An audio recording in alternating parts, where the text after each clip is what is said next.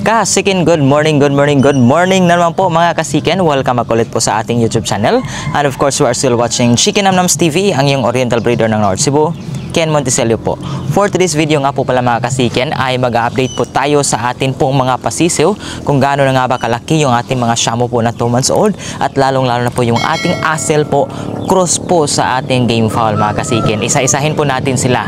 Tamang-tama rin po kasi hindi pa natin sila nabigyan ng patuka. Kaya again, mas madali po sa atin na mag-update kasi nga, ayun, medyo mailap yung ating mga Asel cross sa game fowl. Kung meron tayong patuka, so medyo easy na lang po mga kasikin. Kaya ayun, samahan niyo po ako mga kasikin. Please enjoy po.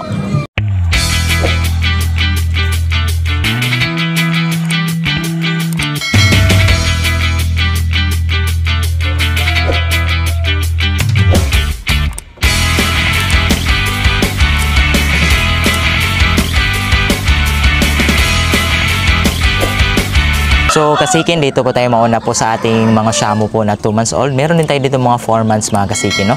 At higit sa lahat, meron din tayo ditong basilan na isa po na kinulong mga kasikin sapagkat meron po tayong kasamahan sa trabaho na gusto pong bumili. But ang ginawa ko mga kasikin, sinabihan ko siya na papalakihin muna natin at swap po tayo, no, sa kanyang mga pure native po na inahin. Kaya yung ating basilan, isaswap po natin sa kanyang inahin. Probably kapag mag 4 months na po ito mga kasikin. Kaya let's go!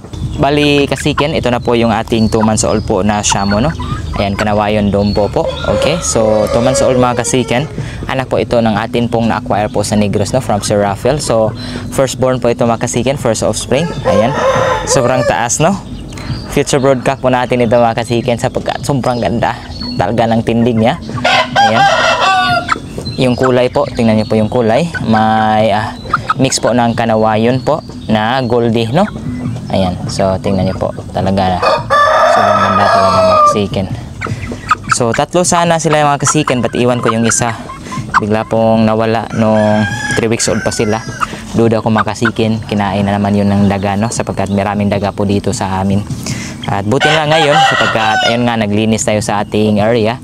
So wala na masyadong daga. Yung mga sisiyo natin nandun, yung mga native kahit po mga maliliit pa, ay kumpletong-kumpleto, wala pong nawala sa kanila, wala pong na-disgrasya. Ayan. So ito po mga kasikin ay ready na po itong gawin nating future broodcock. Meron na tayong inihandang 3 inahin na ipaparis natin sa kanya. 4 months old na sila mga kasikin. So sila na lang pong 3 yung natira sapagkat yun nga, nabenta rin po natin yung iba. So ito, ayan, solo rin po ito. Meron siyang kapatid mga kasikin, don't worry, ipakita ko rin sa inyo. Ayan po.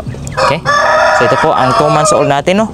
So malapit na po itong mag 3 months. Kaya sa tingin ko kapag mag 3 months na po ito, mas tataas po yung kanyang mga binti mga kasikin, no? But so far, ayan, sobrang taas talaga, sobrang tangkad, no?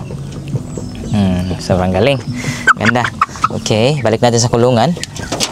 At nandito yung kanyang kapatid na pulit mga kasikin. Hindi natin sila tinipo, no, sapagkat nung bata pa sila mga kasikin ay nagtukaan na sila. Kaya ayun, separated na po talaga sila. Okay, ito po. So yung kulay niya ay parang wheat and white po na Kanawayo, no? Ayan.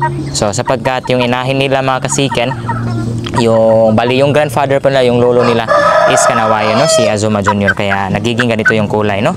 Kanawayon talaga yung dito, but dito is wheat and white. Kaya excited din tayo kung ano pong posibleng kakalabasan nito mga kasikin, no? Sana maganda po yung offspring, no? Ayan, so plano ko mga kasikin, ibabalik natin ito sa kanyang ama, si Orpheus. So ipakita ko sa inyo mamaya yung ama nito mga kasikin. Ayan, solid po, Dompo. Okay, maganda mga kasikin, no? Okay, so balik natin sa kulungan niya. At sa nabanggit ko po mga kasikin, meron tayong basilan na again for swap po ito sa ating katrabaho.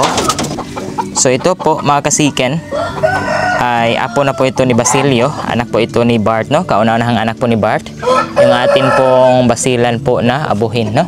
Ayan. So may bungot din mga kasikin, no, muff. Ayan. So ito po yung look niya. 2 months old pa po ito mga kasikin. Ayan, but okay, medyo maganda na rin yung tubo. So isuswap natin, no? So yun nga, nag-chat sa atin kasi gusto din niya magpalahi ng mga malalaking manok. Kaya syempre okay lang sa atin kasi katrabaho natin. Yan nga, so magkaroon tayo ng pure native kasi pure native yung i-suswap natin dito, no? O, ibabarter natin sa kanya. Ayan. So antay-antay lang tayo ng 2 months. Siyempre, isasalin natin sa vlog mga kasiki, no? Kasi bisita tayo sa ating kasama sa trabaho. Bali, nanay na po namin sa trabaho kasi kaka-retiro lang niya sa trabaho mga kasiken. At yun nga, focus na po siya sa pag-alaga ng mga baboy, kambing, manok. Kaya excited din tayo na makapunta po sa kanyang area, no? Okay. So, yan. So, malaki na. Sa tingin ko, 1 kilo na ito mga kasiken, no? 2 months. 2 months and 2 weeks yata ito mga kasiken. I'm not really sure. Okay. So, ayan. Bukod dito mga kasiken, meron tayong 4 months old po na Dumpo Kanawayon. Okay. So, ngayon mga kasiken, ipasilip ko na rin po sa inyo yung natira po nating isang stag po na Kanawayon. Ayan po. 4 months old na po ito mga kasiken. Ayan po yung mata. Dumpo Kanawayon po yan. Ayan. Ayan, tingnan na po yung kulay. So medyo mataas na po ito mga kasiken. Ang problema ko lang talaga is yung kanilang mga pakpak is talagang split wing, no? Manang-mana po sa kanilang ama na si Azuma Jr.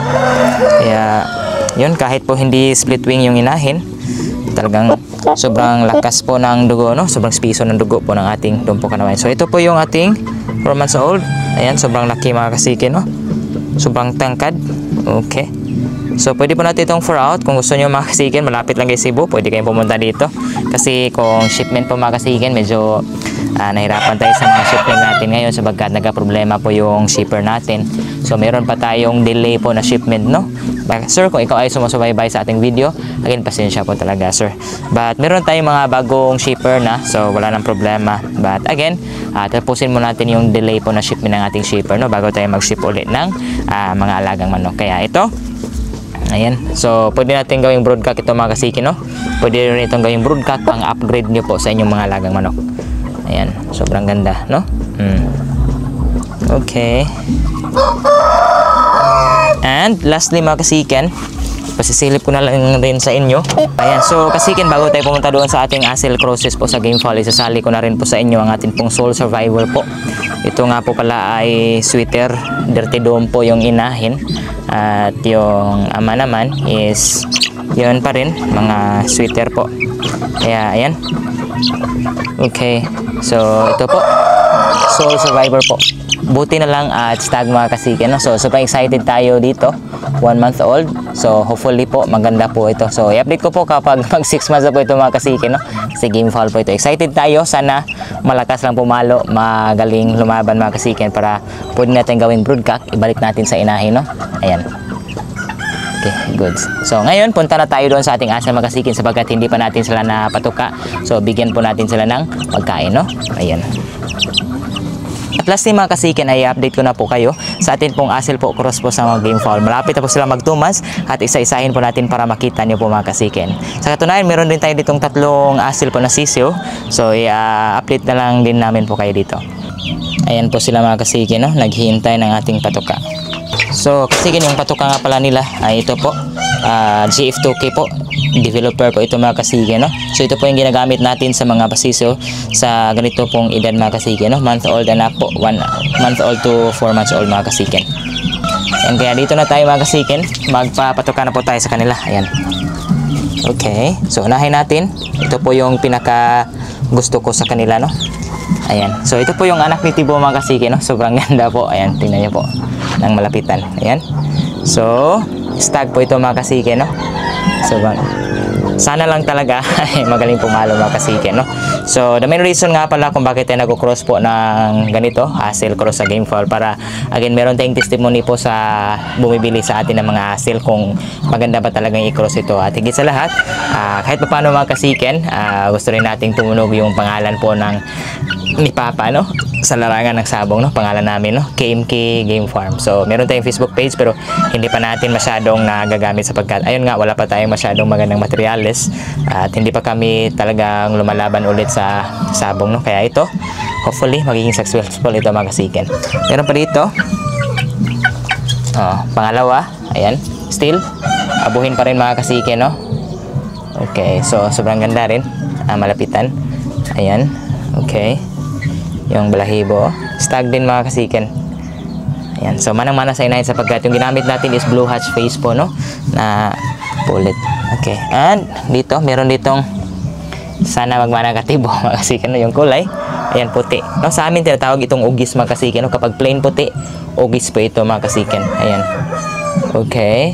So, sana po ay stag rin. Para kahit pa paano meron tayong stag na ganito, no? Sobrang ganda talaga nila. Ayan. At dito pa. Another. Pero parang pulit po ito mga kasikin, no? I don't know. But I am really hoping and praying na meron sana talagang stag na puti, no? Ayan. Kasi tatlo sila mga kasikin eh. So, ang pangatlo, dito. So, masyadong maliit po yung isa mga kasikin. So, sa tingin ko ay pulit talaga ito. But ito, magsimula nang lumapad yung kanyang palong dito. So, sa tingin ko ay stag to mga kasikin. Ayan, no? Okay. Ayan po. At, ito po yung sinasabi ko sa yung mga asil mga kasikin. So, ito po, abuhin po na asil. Ayan. So, si Megatron po ang tatay nito mga kasikin. Ayan, no? Nagpumiglas mga kasikin. So, stag po ito. Ayan, blues po na asil, no? Ayan. Okay. Ayan, maganda din. And, meron siyang mga kapatid na pulit. Nandito. So, ito po yung kapatid po niya na mga pulit na asil, no? Meron ding abuhin. Ayan. So, maganda din ito mga kasikin. At, ito itim. So, may naghahanap sa atin ng mga itim. Kaya, sana maparami natin ito mga kasikin, no? Ayan po. So far, 8 heads sila nandito mga kasikin. Tingnan nyo po. So, ayan po sila mga kasikin, no? Sobrang lalaki na po. So, sa tingin ko, kapag magtumas na sila mga kasikin, ay isiseparate na po natin yung mga stag, no? Sa kanila. So, isa-isa na mga kasikin sapagkat para sa akin, mas mabilis talagang tumubo yung isa lang sa kulungan, no? Kasi wala silang kahati, walang ka-share sa batuka. Ayan, no? Sobrang ganda mga kasikin. Okay, ang ganda. Kasikin, yun lang po yung update natin sa ating pasisiw. Sana po ay nag-enjoy naman po kayo sa ating video. Kaya kung bago ka lang napadaan sa ating YouTube channel, please do consider subscribing po at pakihit na lang ng notification button para patuloy kang updated po sa ating mga upload. Mga kasikin, hanggang dito na lang po. See you po, and I see you. God bless you.